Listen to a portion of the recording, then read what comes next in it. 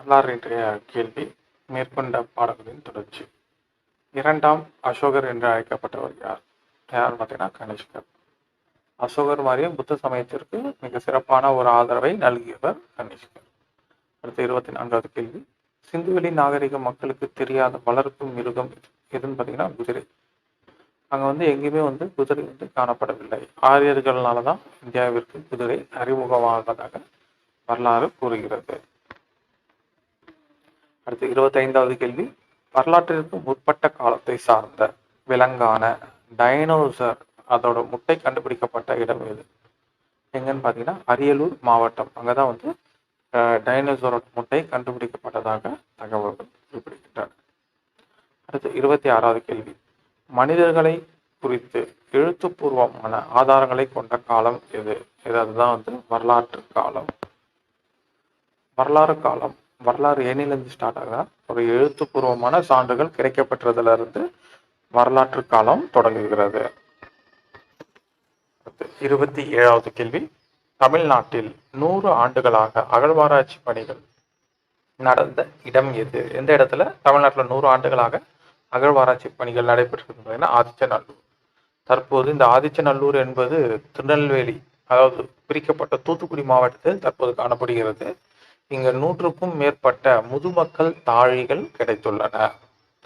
அடுத்து 28வது கேள்வி. கிபி 2004 160க்கும் அதிகமான முதுமக்கள் தாழிகள் கண்டுபிடிக்கப்பட்ட இடம் ஆதிச்சநல்லூர். தற்போது அமைந்துள்ள மாவட்டம் எதுனா தற்போது தூத்துக்குடி மாவட்டத்தில் இந்த ஆதிச்சநல்லூர் அமைந்துள்ளது. அடுத்து 29வது கேள்வி. வரலாற்றுக்கு முற்பட்ட காலத்தை அறிய உதவும் சான்றுகள் எது? எதுன்னு பார்த்தீங்கன்னா கற்கருவிகள், படிமங்கள். இவைதான் வரலாற்றுக்கு முற்பட்ட காலத்தை அறிய உதவும் ஆதாரங்கள். மொத்தம் வரலாற்றுக்கு முற்பட்ட காலம், 2வது வரலாற்று தொடக்க காலம், 3வது வரலாற்று காலம். இது எழுத்துப்பூர்வமான சான்றுகள் கிடைக்காது. வரலாற்றுக்கு முற்பட்ட காலத்துல கற்கருவி, படிமம், அந்த எலும்பு இதை வச்சுதான் கண்டுபிடிப்பாங்க. 2வது அதுவும் அதே மாதிரிதான், கற்கள், படிமங்கள் தான் எழுத்துப்பூர்வமான சான்றுகள் கிடைக்கும். ஆனால் அதனுடைய பொருளை கண்டறிய இயலாது. அது வரலாற்று தொடக்க காலம். 3வது தான் வரலாற்று காலம். ஒன்லி எல்லாமே எழுத்துப்பூர்வமான சான்றுகள் கிடைக்கப்பெறும். அதுல இருந்து தான் வரலாற்று காலம் ஆரம்பமாகிறது. அடுத்த 30வது கேள்வி. கிமு 10,000 ஆண்டுகளுக்கு முன் என கணக்கிடப்பட்ட காலம் எது? 10,000 ஆண்டுகளுக்கு முன்னாலே அது பழைய கற்காலம். கற்காலத்தையும் 3ஆ பிரிச்சிருக்கிறாங்க. பழைய கற்காலம், புதிய கற்காலம், இடைக்கற்காலம், புதிய கற்காலம். அப்படி இல்லை 10,000 ஆண்டுகளுக்கு முன்னுன்னா அது பழைய கற்காலம். அடுத்து 31வது கேள்வி. புதிய கற்காலம் கணக்கிடப்பட்ட காலம் அது கிமு 10,000 4,000 வரைக்கும் புதிய கற்காலம். அடுத்து 32. பழைய கற்காலம், புதிய கற்காலம் என பிரிப்பதற்கான அடிப்படை ஆதாரம் எதுன்னு பார்த்தீங்கன்னா கற்கருவிகள். அந்த கல்லாலான கருவிகளை வைத்துதான் புதிய கற்காலம், பழைய கற்காலம் என்று பிரிக்கிறோம். பழைய கற்காலத்துல கற்கருவிகள் கரடுமுரடாக காணப்பட்டன.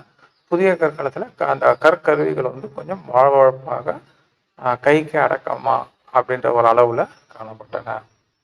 அதான் பழைய கற்காலம், புதிய கற்காலத்தை பிரிப்பதற்கான அடிப்படை ஆதாரம் கற்கருவிகள். அடுத்த 33வது கேள்வி. நெருப்பு கண்டுபிடிக்கப்பட்ட காலம் எது? இந்த நெருப்பு எப்பொழுது கண்டுபிடிக்கப்பட்டதுன்னா பழைய கற்காலத்தின் இறுதியில தான் இந்த நெருப்பை கண்டுபிடிக்கிறார்கள்.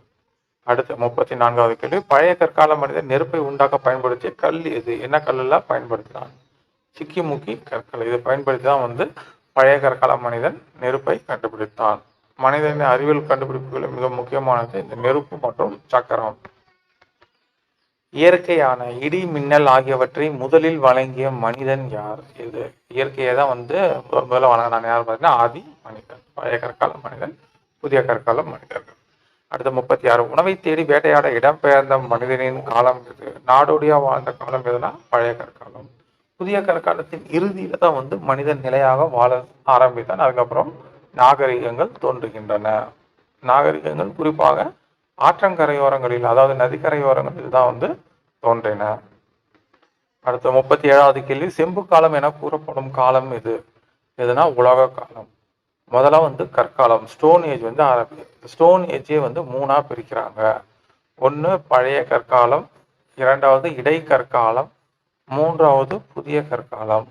இந்த புதிய கற்காலத்தின் இறுதியில தான் உலோக காலம் தோன்றுகிறது. அப்புறம் மெட்டல் ஏஜஸ், உலோக காலம் தோன்றுகிறது. உலோக காலத்தை இரண்டாக பிரிக்கிறாங்க. அதில் முதல்ல வர காலம் வந்து செம்பு காலம், காப்பர் ஏஜ். அது செம்புக்கு அடுத்தது வந்து அயன் ஏஜ், அதாவது இரும்பு காலம் என்று அழைக்கப்படுகிறது உலோக காலம். அடுத்து 38வது கேள்வி. பூமி தோன்றிய ஆண்டு எது? எது பார்த்தீங்கன்னா 460 கோடி ஆண்டுகளுக்கு முன் பூமியானது தோன்றியுள்ளது.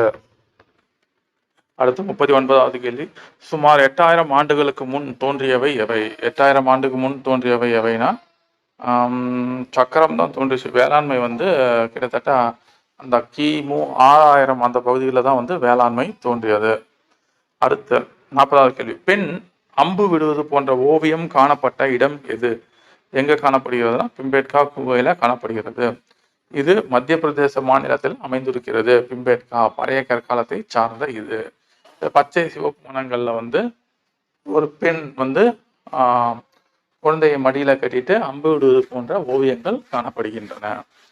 பழைய கற்காலத்தை சார்ந்தது பிம்பேட்கா குகை. அடுத்து 41வது கேள்வி. பெண்கள் வேட்டையாடியது போன்ற ஓவியம் உள்ள பிம்பேட்கா குகை உள்ள மாநிலம் எது? எதுனா மத்திய பிரதேசம். அடுத்து 42வது கேள்வி. உணவை உற்பத்தி செய்ய தொடங்கிய காலம் எது? எதுன்னு பார்த்தீங்கன்னா புதிய கற்காலத்துல தான் வந்து மனிதன் வந்து உணவை உற்பத்தி செய்ய ஆரம்பிக்கிறான். அடுத்து 43வது கேள்வி. மனிதன் முதலில் பயன்படுத்திய அதாவது பழக்கப்படுத்திய விலங்கு எது? எதுன்னு பார்த்தீங்கன்னா நாய். நாய் தன்னுடைய கூர்மையான மோப்ப சக்தியினால் விலங்குகளின் நடமாட்டத்தை அறிந்து மனிதர்களுக்கு வந்து என்ன பண்ணிச்சு, அலர்ட் பண்ணிச்சு, தகவல் தெரிவித்தது. அதன் காரணமாக மனிதன் முதல்ல பழக்கப்படுத்திய விலங்கு எதுன்னு பார்த்தீங்கன்னா நாய். அடுத்து மனித நாகரிக வளர்ச்சி தொடங்கிய காலம் எது? எதுனா உலக காலம். ஏற்கனவே சொன்னோம் பழைய கற்காலம், புதிய கற்காலம். புதிய கற்காலத்துக்கு அடுத்து வரதான் வந்து உலக காலம். அதுல இருந்து தான் வந்து நாகரிகம் தோன்றியது. அதாவது மனிதன் நிலையாக வாழ ஆரம்பித்தான். அடுத்து 45. மனிதன் செதுக்கப்பட்ட நயமான கூர்மையான கற்கருவிகளை பயன்படுத்திய காலம் எது? எதுனா புதிய கற்காலம். பழைய கற்காலத்துல கரடுமுரடான கற்களை தான் வந்து ஆயுதங்களாக பயன்படுத்தினான். புதிய கற்காலம் வரும்போது அதை வந்து கூர்மைப்படுத்தி பட்டை தீட்டப்பட்டு காணப்பட்டன கருவிகள். கற்காலத்தையே நம்ம இரண்டா வகைப்படுத்துறதுக்கு இந்த கல்லுடைய அந்த அளவுகளை வைத்து தான் வந்து நம்ம பழைய கற்காலத்தை வந்து பழைய கற்காலம், புதிய கற்காலம் என இரண்டாக பிரிக்கின்றோம். 46. அறிவியல் வளர்ச்சியின் முதல் படியான சக்கரம் கண்டுபிடிக்கப்பட்ட காலம் எது? எதுன்னு பார்த்தீங்கன்னா புதிய கற்காலத்துல தான் வந்து சக்கரம் கண்டுபிடிக்கிறாங்க. மனிதனின் முதல் அறிவியல் கண்டுபிடிப்பு இந்த சக்கரம். பழைய கற்காலத்துல கண்டுபிடித்தது நெருப்பு. புதிய கற்காலத்துல கண்டுபிடிக்கப்பட்டது சக்கரம். புதிய காலத்துக்கு அடுத்து வரும் காலம் உலோக காலம். குறிப்பாக உலோக காலம் இரண்டாக பிரிக்கப்பட்டுள்ளது. செம்பு காலம், இரும்பு காலம். அதுல முதலாக வருது செம்பு காலம். நன்றி. அடுத்தது கண்டினியூ பண்ணலாம்.